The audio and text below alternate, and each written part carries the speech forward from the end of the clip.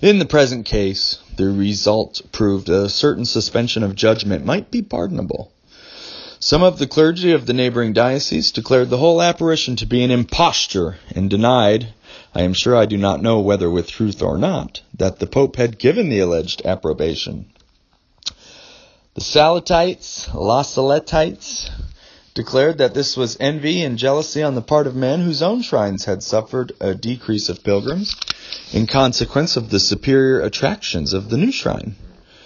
Then their adversaries proceeded to particulars. It was asserted that the Virgin who appeared to the children was a certain Constance Lamarlier, a nun, half knave, half crazy, who could be proved to have purchased the dress in which the Virgin appeared, and whose connection with the apparition could in other ways be proved. This was stated so persistently that Constance Lamarlier was forced to accept the challenge and bring an action for defamation of character, but the court decided against her, and the decision was confirmed on appeal.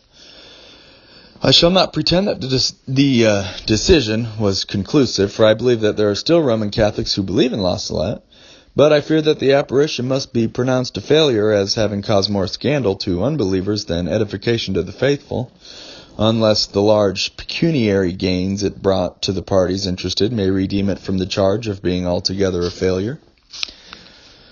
Scarcely had the excitement provoked by the events of La Salette begun to subside when the supernaturalist party dealt a heavier blow against their opponents by what was called the miracle of Lourdes.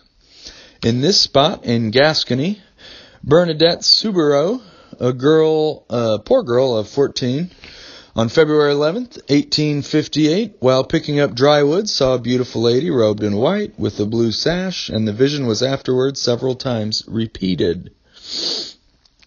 On being asked who she was, the lady answered, "I am the Immaculate Conception." She invited the girl to drink at a fountain. The child, seeing no fountain, scraped away some earth with her hands. A little water filtered through the orifice. It increased gradually in volume, became perfectly clear, and now supplies to the faithful I do not know how many millions of bottles, which are in large demand for the purpose of effecting supernatural cures. The local bishop gave his sanction to the miracle. Pilgrimages to the shrine were organized, and pilgrimages are now made easy.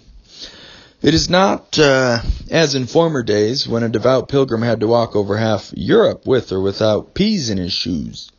Railway companies are only too glad to organize excursion trains and secure for their line an undue share of the tourist traffic. Only the other day, the chairman of the other companies were looking with envy at the profits the Midland Great Western Company were deriving from the miracles at Knock. Knock is a small village in the county Mayo where the Virgin Mary, St. Joseph, and a third personage, supposed to be St. John, are affirmed to have appeared to many persons on the evening of the 21st of August, 1879, and in the early days of 1880. The scene of the alleged apparitions was the exterior of the southern gable of the sacristy attached to the Roman Catholic chapel of the parish.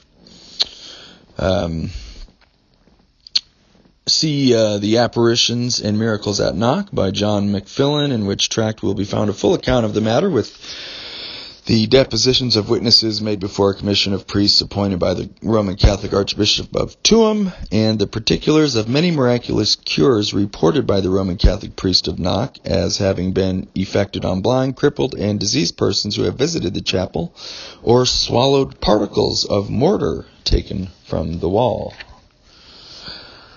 Now, true, there is a number of incredulous people who object that the witness to the Lord's miracle was a child subject to hallucinations, and the speech, "I am the Immaculate Conception," does put a severe strain on one's faith. It is said, however, that the miracles worked by the intercession of Our Lady of Lourdes ought to banish all incredulity. But what I complain of is that when there is an infallible guide, he will not interfere to clear our doubts. Why should he leave us in danger of mistaking the utterances of a crazy nun or the ravings of a hysteric child for miraculous communications from the Blessed Virgin, or conversely of rejecting a message from heaven? Perhaps one reason why we must despair of getting a solution of our doubts from this quarter is that infallibility is said to be subject to an unfortunate limitation. The Pope, though infallible on questions of doctrine, is liable to be deceived by human testimony about a matter of fact. You may remember reading in Burnet of the use made of this distinction in the Jansenist controversy. The adversaries of the Jansenists had obtained a papal condemnation of certain propositions from the work of Jansenius. As devout Catholics, the Jansenists were forced to confess that the doctrines condemned by the Pope were false, but they saved the credit of their master by saying that these propositions had not been asserted by him, at least not in the erroneous sense. Their adversaries, determined not to permit themselves to be thus balked of their triumph, obtained from the Pope a supplemental decree declaring that the propositions in question were not only erroneous, but that they had been taught by Jansenius. To this the Jansenists replied, "We acknowledge the Pope to be infallible in questions of doctrine, but the question whether Jansenius taught such and such doctrines is one of fact, and we say that on this the Holy Father has been deceived." I own, and I do not myself see the justice of the distinction, nor how it is rational to give up the infallibility in the one case and assert it in the other. If this limitation exists, how can any heretic be infallibly condemned?